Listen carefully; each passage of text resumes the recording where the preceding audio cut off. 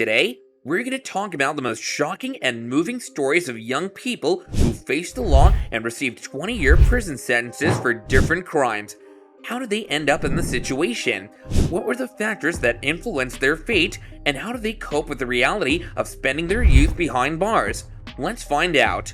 Our first story is about Roxana, a 17-year-old girl from Texas who plotted to murder her own family. Roxana had a difficult childhood marked by abuse, neglect, and mental health issues. She ran away from home several times and got involved with drugs and gangs.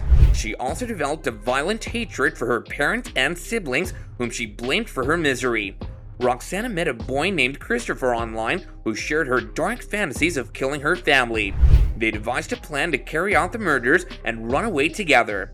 They recruited two other friends who agreed to help them with money. However, their plan was foiled when one of the friends got cold feet and tipped off the police. Roxana was arrested and charged with 4 counts of solicitation of capital murder. She faced life in prison without parole if convicted. However, she accepted a plea deal that reduced her sentence to 20 years in exchange for testifying against her co-defendants. But did Roxana really understand what she was giving up?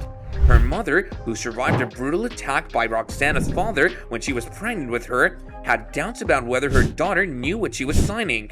She also questions the motives of Roxana's current attorney, who replaced her previous one without explanation. She said that she loved her daughter even though she wanted to kill her.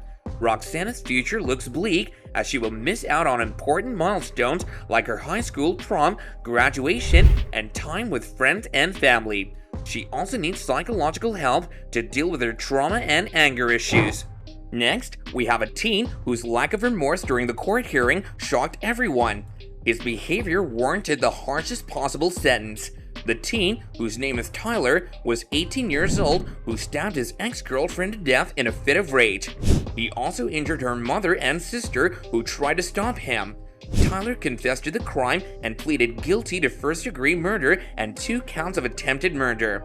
He faced life in prison with or without parole, depending on the judge's discretion. However, he showed no signs of regret or sorrow during the court proceedings. He smiled and laughed while the victim's family testified about their loss and pain. Tyler's behavior angered and terrified the judge, who was tempted to reject the plea deal and send him to life in prison without parole. The judge said Tyler's lack of remorse was deeply unsettling and that he posed a serious threat to society. The judge also said that Tyler had shown no remorse for human life or dignity. In our final story, we meet a girl from Nevada who received multiple sentences. The girl, whose name is Jessica, was 19 years old when she was involved in a series of crimes with her boyfriend and his brother. They robbed several homes and businesses, stole cars, and shot at police officers. They also kidnapped and assaulted a woman who managed to escape and alert the authorities. Jessica was arrested and charged with multiple counts of robbery, kidnapping, assault, and attempted murder. She faced hundreds of years in prison if convicted. However, she accepted a plea deal that reduced her sentence to 20 years in exchange for pleading guilty. But did Jessica receive a fair sentence? Her family and supporters argued that she was under the influence of her boyfriend and his brother, who were older and more experienced criminals.